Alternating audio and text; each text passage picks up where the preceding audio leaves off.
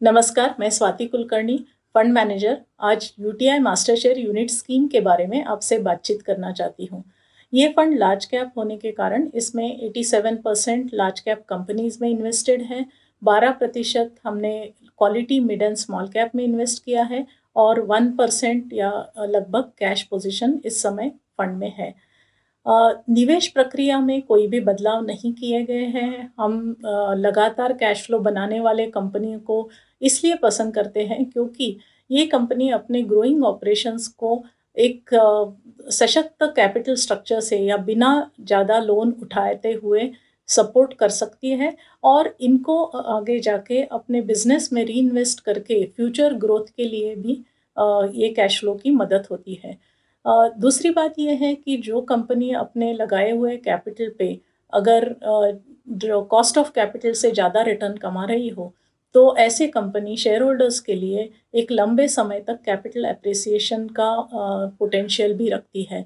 So master share ऐसे कंपनियों में से चुनिंदा कंपनी को जिनके पास कॉम्पिटिटिव एडवांटेजेस भी हो, जिसके चलते इनको प्राइसिंग पावर या कॉस्ट एडवांटेज मिलता है और प्रॉफिटेबिलिटी का फोकस जो है वो बरकरार रखने में इसकी सहायता होती है, ऐसे कंपनियों में इन्वेस्ट करता है।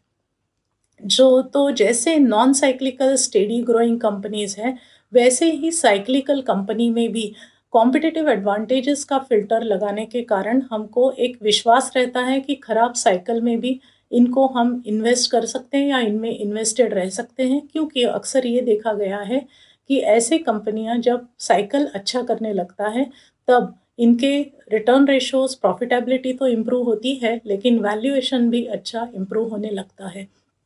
तो in addition to the competitive advantages, master share focus करता है कि हम अंडरलाइंग ग्रोथ जो है अर्निंग्स की, उसको कितना दाम देना उचित रहेगा, जैसे कि इसको growth at reasonable price investment approach कहा जाता है। तो अगर कोई इन्वेस्टर्स को लार्ज कैप में सशक्त कंपनीज जिनकी बैलेंस शीट स्ट्रांग हो, प्रॉफिटेबिलिटी पे फोकस बरकरार हो, कैश फ्लो जनरेशन कंसिस्टेंट हो और रिटर्न रेशोज जो है रिटर्न ऑन कैपिटल एम्प्लॉयड ठीक ठाक हो, ऐसे कंपनियों में अगर इन्वेस्ट करना चाहते हो तो मास्टर शेयर एक अच्छी अपॉर्चुनिटी हो सकती है लंबे समय के लिए। एक नज़र हम पोर्टफोलियो पे भी डालेंगे। मास्टर शेयर का जो पोर्टफोलियो है वो automobile, consumer services, pharmaceuticals, telecom, industrial manufacturing और आईटी, ये क्षेत्र में बेंचमार्क से ज़्यादा इन्वेस्टेड है, मतलब हम ओवरवेट हैं। कंज्यूमर क्षेत्र से जुड़े हुए जो क्षेत्र है या अपॉर्चुनिटीज़ हैं, उनको मेरे ख्याल से जो डोमेस्टिक डिमांड पोटेंशियल उसका बहुत बड़ा सहाय्य है। हमको सबको पता है भारत एक यंग देश है, तो लंबे समय तक ये consumer demand potential is going to be strong. Secondly, जो लो पेनिट्रेशन है इंडिया में या प्रीमियमाइजेशन अपॉर्चुनिटीज़ है, उसके चलते मुझे लगता है कंज्यूमर क्षेत्र से जुड़े हुए जो थीम्स है या क्षेत्र है, उनको ज़रूर इसका फ़ायदा हो सकता है। और फार्मास्यूटिकल्स में हमारा ओवरवेट रहने का ये थॉट प्रोसेस है कि फार्मास्यूटिकल डोमेस्टिकली तो अच्छा ग्रो कर ही रहा है, लेकिन डेवलपमेंट में जेनरिक अपॉर्चुनिटीज़ भी इसके लिए अच्छी है। तो pharmaceutical sector plus IT sector में हम देख रहे हैं कि डिजिटाइजेशन की एक बड़ी वेव है और उससे इंडियन आईटी सर्विसेज कंपनी को काफ़ी फ़ायदा हो रहा है। तो ये दो सेक्टर मेरे ख्याल से इसीलिए डिफेंसिव के नज़रिए से हम देखते हैं और इसमें ओवरवेट पोजीशन है।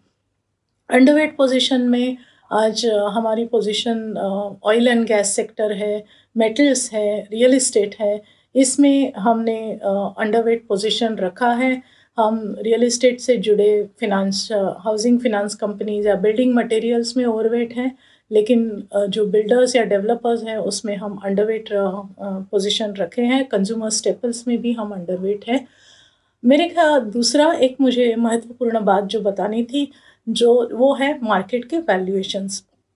हमने देखा है कि मार्केट के वैल्यूएशंस एक ऊंचे स्तर पे हैं और इस समय लार्ज कैप का कंपैरिजन अगर आप मिड कैप और स्मॉल कैप से करें तो लार्ज कैप का वैल्यूएशन ये थोड़ा-सा सस्ता है लार्ज और मिड और स्मॉल कैप के हिसाब से, और ट्रेडिशनली लार्ज कैप में वोलेटिलिटी भी थोड़ी-सी कम रहती है। तो इस प्रकार से मेरा मानना है कि इस समय जब मार्केट के वैल्यूएशंस ऊँचे स्तर पे हैं, तो आप लार्ज कैप के एलोकेशन पे ध्यान रख सकते हैं। हमारी ये स्टडीज़ या हमारा ये अंदाज़ है कि बैंकिंग क्षेत्र या ऑटोमोबाइल में वैल्यू उभर आ रही है। ये क्षेत्र में काफ़ी स्लो ग्रोथ देखी है पिछले कई साल में। वो पिक्चर अभी हम देखते हैं कि वहाँ पे वैल्यूएशंस भी सस्ते हैं और आगे चल के ग्रोथ की अपॉर्च्युनिटीज़ भी आ सकती हैं, प्रोवाइडेड ऑफ कोर्स कि अगर कोरोना का कोई ज़्यादा डिस्टर्बेंस ना हो। तो ये क्षेत्र में हम आगे चल के पॉज़िटिव हो रहे हैं, और यहाँ पे हम आप देख सकते हो कि निवेश कहीं बढ़ सकता है। तो दोस्तों, ये यूटीआई कनेक्ट के लिए हम यहाँ रुक जाते हैं। फिर मिलेंगे। धन्यवाद।